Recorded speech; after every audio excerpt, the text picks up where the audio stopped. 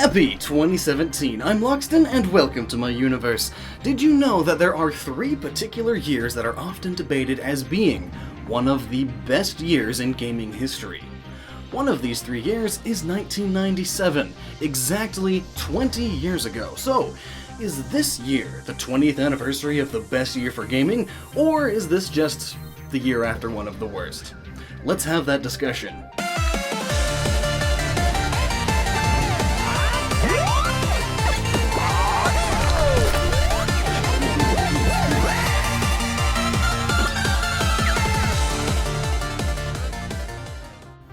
So, 1997, the PlayStation 1, Sega Saturn, and Nintendo 64 were the consoles at the time, the Nintendo 64 having just released a year prior in the US and Japan, and released in 1997 in Europe. PC gaming was also in the process of just becoming mainstream.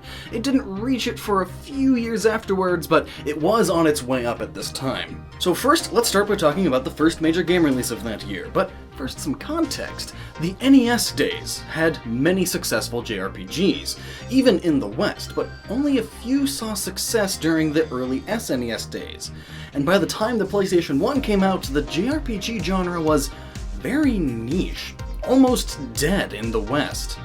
That was until January 31st, 1997, with the release of Final Fantasy VII.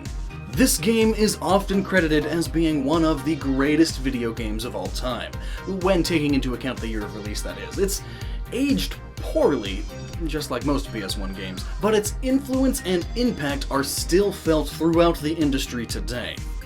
Not only did it save the JRPG genre in the West, but it also introduced the JRPG genre to many gamers at all ages. It was credited even as the game that sold the PlayStation. It was a must-have, and wound up selling over 11 million units. Other quotes from critical reviews at the time included, quite possibly the greatest game ever made, light years beyond anything ever seen on a PlayStation. And it was given numerous Game of the Year awards.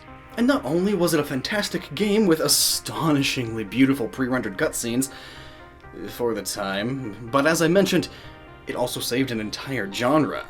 And it was one of the first, if not the first game, to ever show the true power and impact that music can have in video games. As noted by many critics, it's the first time an excellently orchestrated soundtrack complemented the story of a game and made you feel even more empathetic to the game's characters in its melodramatic story. Final Fantasy VII had the largest soundtrack of any game at the time, and because of all that, many developers in the future started putting more and more effort into crafting pristine soundtracks for their games. It's hard to deny the role that music plays in many story-focused games today, and it all started thanks to the influence of Final Fantasy VII. So, wow.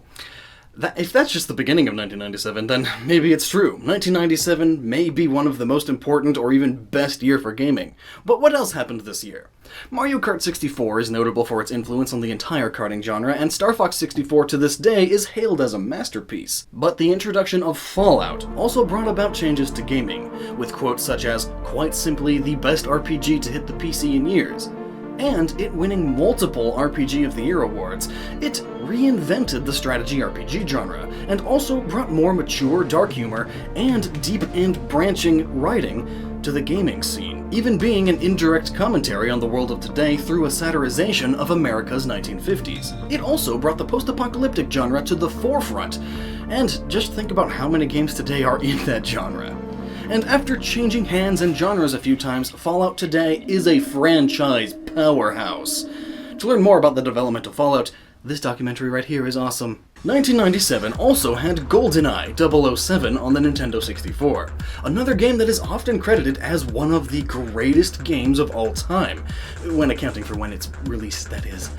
While the first-person shooter had existed on PC for a good few years, Goldeneye perfected the console FPS and had revolutionarily realistic graphics and animation for the time. The multiplayer aspect also is said to have influenced the creation of multiplayer-focused shooters such as Halo and Call of Duty. Some journalists even credit Goldeneye as to why Call of Duty and Halo did so well.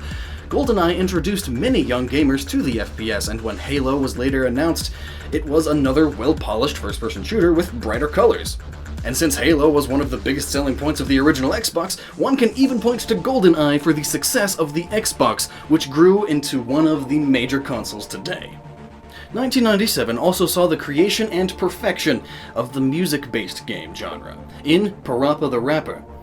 The entire legacy of Guitar Hero, Dance Dance Revolution, and even Just Dance starts with this game, which introduced the concept. We were also given the first Gran Turismo, the first game to truly master the concept of a racing game with high attention to detail and realism. Before this, most if not all racing games were either primitive or arcadey, like kart racers. This level of realism was unheard of at the time, and has since spawned many games today. Some racing games even take a middle ground between realism and arcadey now, but without the influence of Gran Turismo, who's to say that would be the case? There was also Ultima Online, not the first MMORPG, but the first to reach over 100,000 players, and being that the internet at the time was very expensive, 100,000 players is massive. And it remained at the top of its genre until World of Warcraft in 2004. But even looking at many of World of Warcraft's elements, you could see that they were inspired by Ultima Online, which popularized the genre. And of course, we can't talk about 1997 without Grand Theft Auto. That's right, Grand Theft Auto, one of the biggest names in the entire gaming industry, got its start in 1997, and was very popular back then too, albeit not as much. But for the time, a massive open world was incredibly rare. As for honorable mentions, 1997 saw the release of Age of Empires, Oddworld, Abe's Odyssey, Mortal Kombat 4, The Curse of Monkey Island, Quake 2, Yoshi's Story, Crash Bandicoot 2, Tomb Raider 2, and plenty others. And those are just the games. On the business side of things, Bungie Inc. was founded in 1997 and would later create the Halo franchise, and Irrational Games was also founded that year, to later create the highly acclaimed System Shock 2, as well as the even more acclaimed BioShock series. So, with the salvation and creation of so many game genres, as well as the release of so many important and influential games, it's no wonder why so many point to 1997 as one of, if not the, greatest year for gaming. The only other years often brought up are 1998 and 2007. 2007 was 10 years ago. I'll have to make a video on that too, but what do you think? Is there a year even more notable than 1997 with as many fantastic games and as much influence? Let me know what you think down in the comments. And until next time, you stay awesome. And hey, here's that video about 2007 if you want to learn more about that. Otherwise, why not check out this one about Star Fox 64 and how Fox's robot legs work. I think it's awesome.